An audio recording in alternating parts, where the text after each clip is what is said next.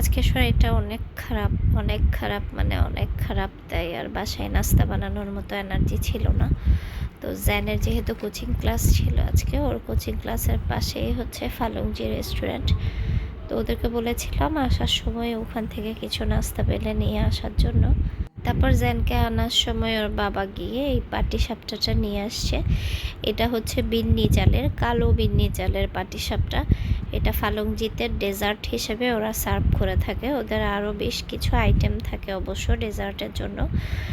তো কিছুদিন আগে আমি আমার বোনের ফ্যামিলি আসছিল, ওদেরকে নিয়েও গিয়েছিলাম। প্রায় সময় যাওয়া হয়, ফালুংজির খাবার আমাদের বরাবরই অনেক বেশি পছন্দের। তো সেদিন আসলে অতটা ছিল না, আমরা মানে লাস্টে মাত্র 5 পিসেস ছিল। এরপর আরও মানে সবাই আরও খেতে চাচ্ছিল কিন্তু আরও ছিল না। তো ওই দিন অনেক বেশি ভালো লাগছে, কারণ এত বেশি ঝাল ঝাল আইটেম সবাই খাইছিল। এই পিঠাটা যত খাচ্ছে সবার ততই ভালো লাগতেছিল। তবে আজকের পিঠাটা একটু বেশি মিষ্টি ছিল। আপনার নাস্তা চা নিয়ে আসতেছি।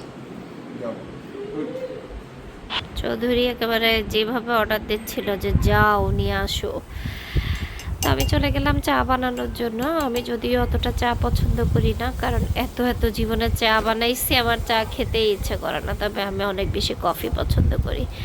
ওর জন্য যখন চা বানাই তখন আমি আমার জন্য কফি বানিয়ে নিয়ে আসি। কিন্তু আজকে এত মাথা ব্যথা, নিজের জন্য কোনো কিছু করার মতো আমার একটুও শক্তি নাই। যত বড় মগেই চৌধুরী সাহেবকে চা দিই না কেন, একটু পরে আবার বলবে চা, একটু পরে বলবে যে চা যা খাইছি আমার তো মনে নাই, আমাকে আর এক কাপ চা বানাই দাও।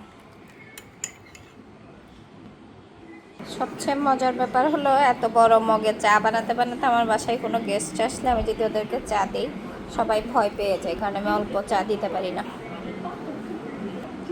চা খাও।